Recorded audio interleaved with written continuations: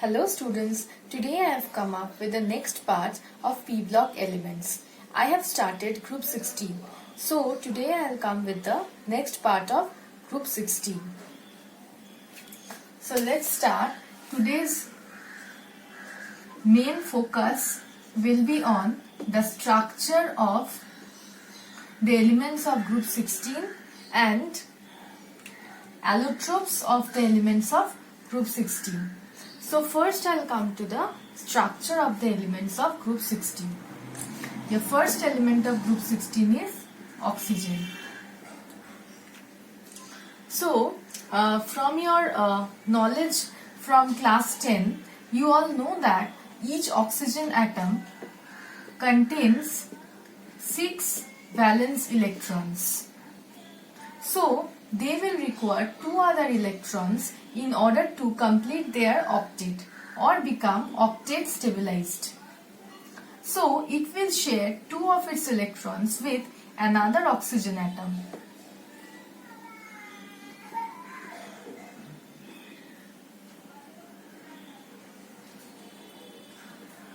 So this results in the formation of oxygen-oxygen double bond. Okay? O2 or dioxygen.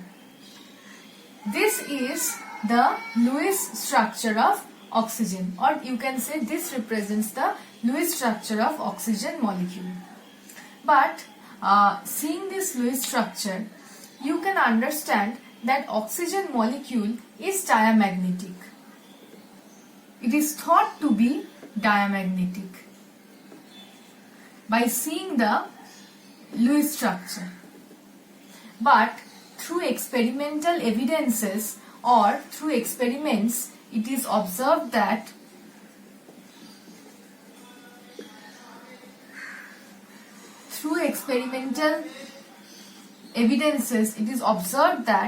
oxygen molecule is paramagnetic.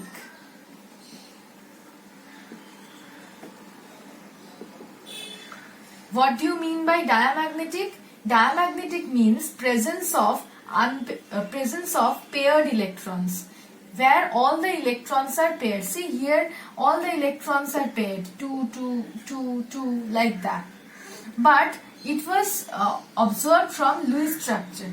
But through experiments, it is observed that oxygen molecule is not at all diamagnetic, but paramagnetic. What does paramagnetic means? Paramagnetic means presence of unpaired electrons. This presence of unpaired electrons in oxygen can be well explained through the molecular orbital theory. You all know that the molecular orbital concept of oxygen molecule consists of 2 unpaired electrons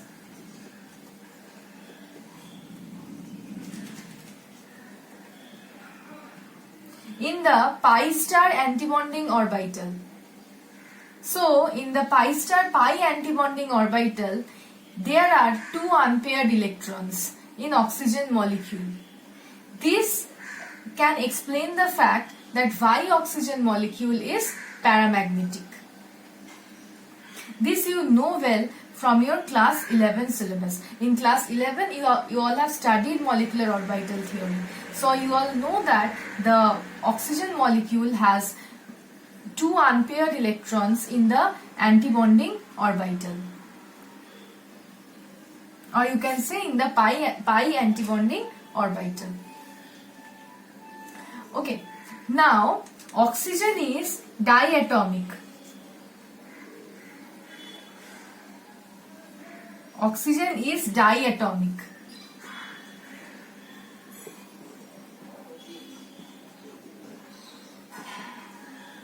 Which states that oxygen molecule has a smaller size. Due to the smaller size of oxygen molecule, the van der Waals forces are weaker in case of oxygen. So oxygen is basically a gas at room temperature. Okay. The next element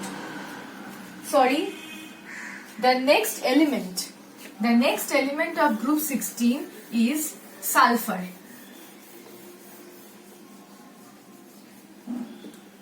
The next element of group 16 is sulfur. But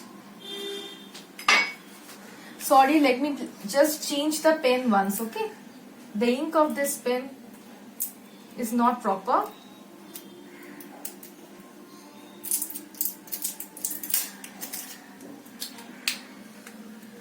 Okay, the next element is sulfur. But sulfur has various allotropic forms. I will come to the allotropes of sulfur, and at that time I will explain to you the the various structures of sulfur. Okay, so now let's come to selenium. Selenium also forms like sulfur. When I come to the allotropes of sulfur, you will understand this portion better. Selenium forms a puckered Se8 ring.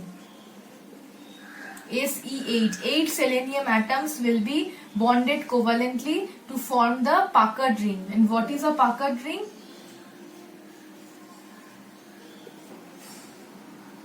This is a puckered ring where each end will consist of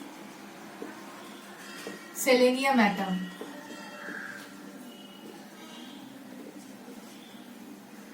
Okay, selenium will either form a puckered Se8 puckered ring like this, or it can form a zigzag structure like this.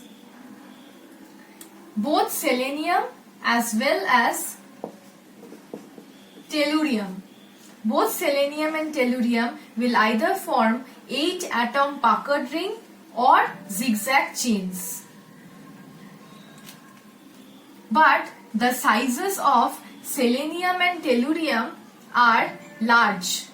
So selenium and tellurium, in selenium and tellurium you can say that the van der Waals forces is also stronger as compared to oxygen. As a result, selenium and tellurium both are solids. Okay. Now I'll come to the allotropes. First I'll explain to you what is allotropy.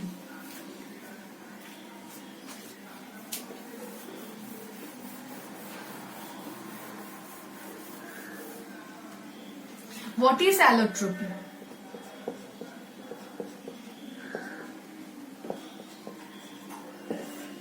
There are certain elements which can exist in more than one forms. There are certain elements which can exist in more than one forms. Also, in the same physical state. This type of phenomena is known as allotropy, and the different forms in which the elements exist in the same physical state are known as allotropes. All the elements of group 16 undergoes allotropy, or you can say exhibits allotropy. First, let's come to oxygen. Oxygen has two allotropic forms. The diatomic common oxygen, which we know, the diatomic form, which is O2, that we all know, and the second allotrope of oxygen is the triatomic form, which is known as ozone. Okay, these two are the allotropes of oxygen.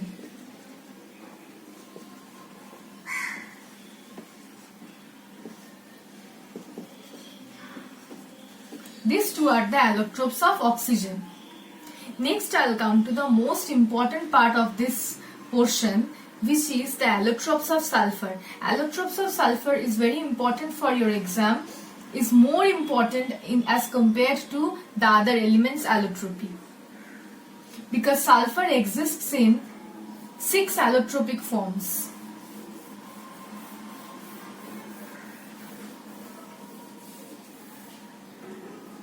Allotropes of sulfur. Okay. The first allotropic form is known as rhombic sulfur.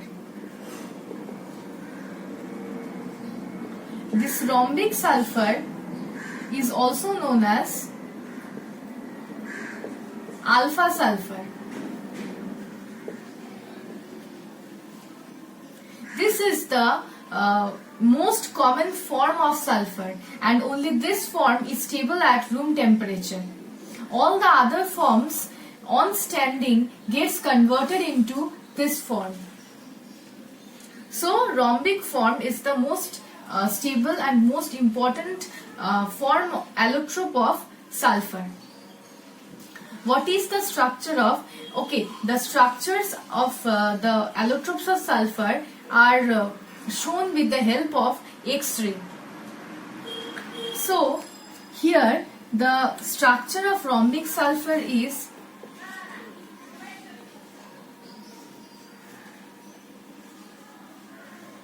again a 8-membered puckered ring. See, 1, 2, 3, 4, 5, 6, 7, 8. 8-membered puckered ring. This type of ring is known as puckered ring. I have told you, while teaching the structure of selenium, that selenium exists in this type of puckered ring. Sulfur, this type of puckered ring formation or existence of this type of puckered ring is most stable for sulfur, and it decreases as we go down the group. So rhombic sulfur has this type of 8-atom puckered ring. This is the structure of rhombic sulfur.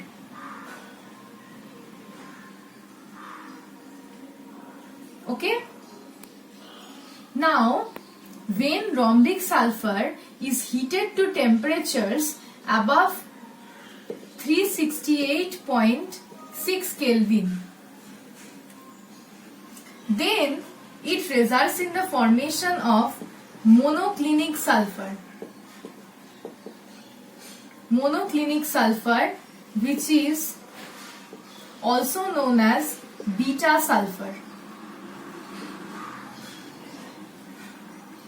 Rhombic sulfur is stable to 368.6 Kelvin temperature. Above this temperature, it will result in the formation of monoclinic sulfur. And just at this temperature,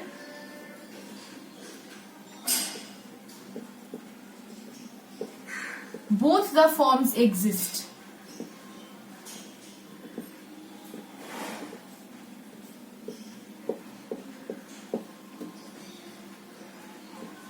Just at 368.6 Kelvin temperature, both the forms exist. Both alpha sulfur and beta sulfur, which is the rhombic sulfur and the monoclinic sulfur, exist. So this temperature is known as the transition temperature.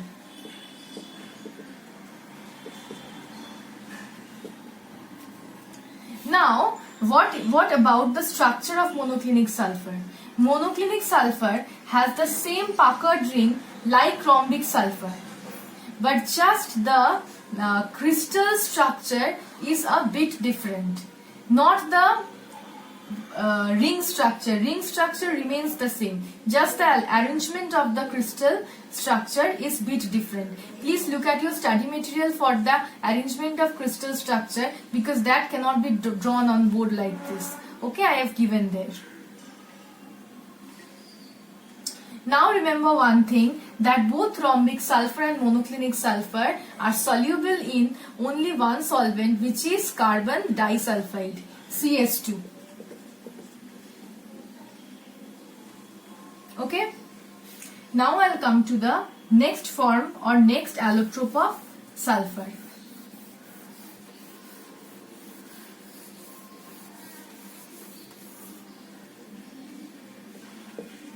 The next allotrope of sulfur is known as cyclo S6 form. The structure of the cyclo S6 form is bit important, and this form is basically the chair form. The name of this form is chair form. Okay, at these positions, these corners, since I am drawing on board, I have to draw the structure at first and then I am putting the atoms. But while doing, you cannot just draw the structure at first with the pen and just replace the S atoms like this. Okay, follow the study material for how to draw the structure. But here, since I am doing on board, I am just drawing the outline first and then I am putting the sulfur atoms. All the sulfur atoms will be aligned like this. The name of this structure is chair form. All the 6 sulfur atoms remain in the chair form. This is the cyclo S6 form. Okay, the next allotrope of sulfur is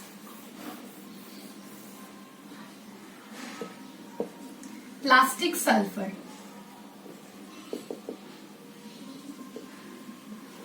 Plastic sulfur is also known as gamma sulfur.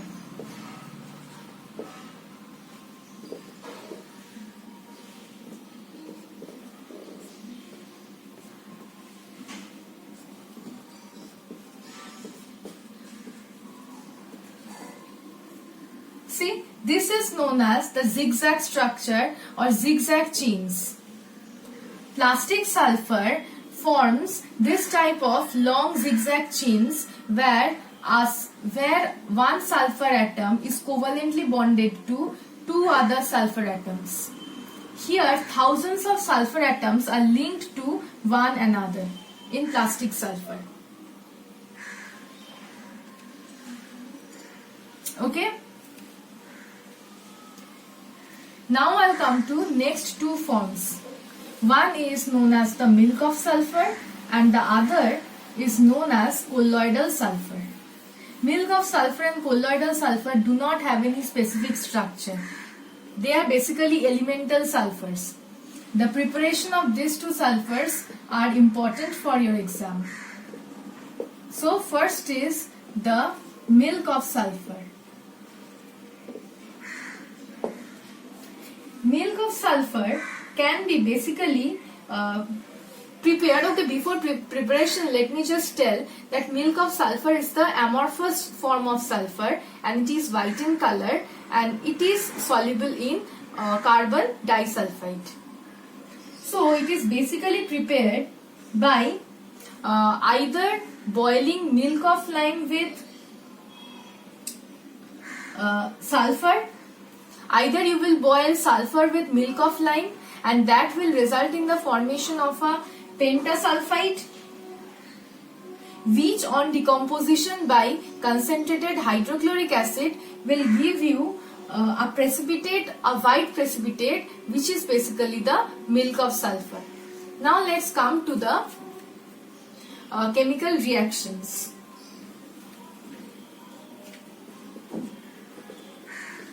See, sulfur on boiling with, I am directly balancing it. Sulfur on boiling with milk of lime will result in the formation of this type of pentasulfide. See, calcium pentasulfide. Along with that, calcium thiosulfate and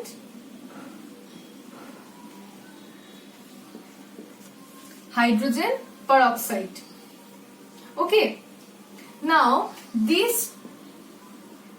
on obtaining this as the product in the first step, on adding HCl to this part, we will get, I'm just adding HCl. On adding HCl to this pentasulfide and thiosulfate, we will get calcium chloride, water, and along with that sulfur. This is known as milk of sulfur. This is basically milk of sulfur. Okay, this part I am not balancing. Balancing you all know very well. I am just telling you how the milk of sulfur is prepared. So in the first step, we will boil sulfur with milk of lime. That will result in the formation of pentasulfide, calcium pentasulfide, calcium thiosulfate and peroxide. On adding concentrated hydrochloric acid to the pentasulfide and thiosulfate mixture, we will get calcium chloride, water and milk of sulfur as the product. Okay, this is how milk of sulfur is prepared. Now I will come to colloidal sulfur.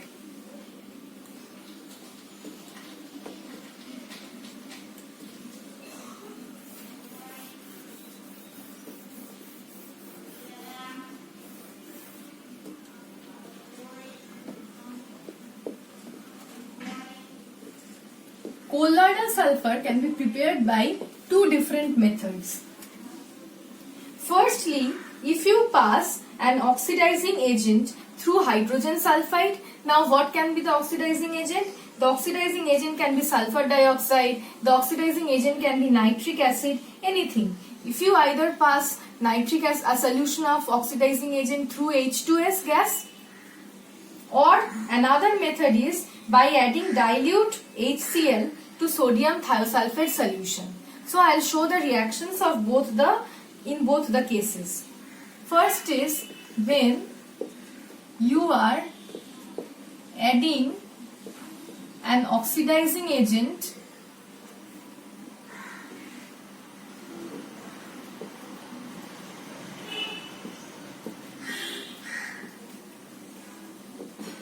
see, HNO3 is an oxidizing agent.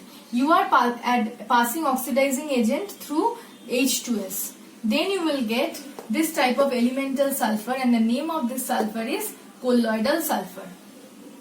Or the other method is when you are adding dilute HCl to sodium thiosulfate,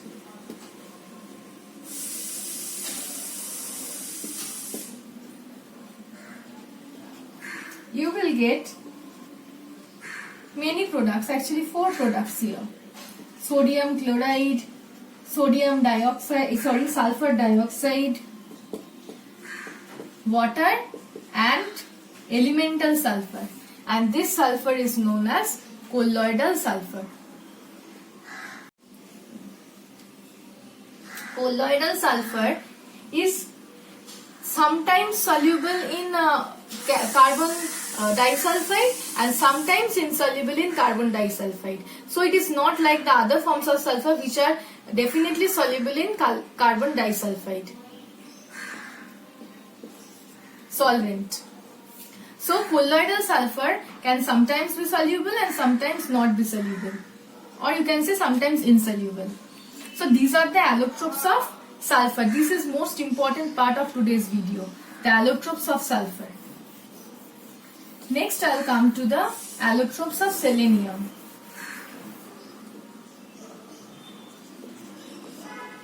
There are two allotropes. One is the red amorphous form, which is the AC8 ring, and the second is the white crystalline form.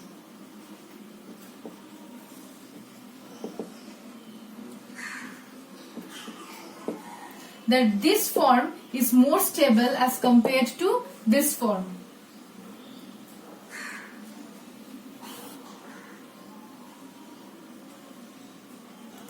And this form is the only form of selenium, the metallic form is the only form of selenium which can conduct electricity.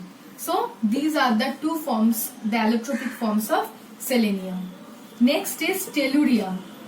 Tellurium has two forms. One is the metallic form and the other is the non-metallic form. Obviously, the metallic form is more stable as compared to the non-metallic form.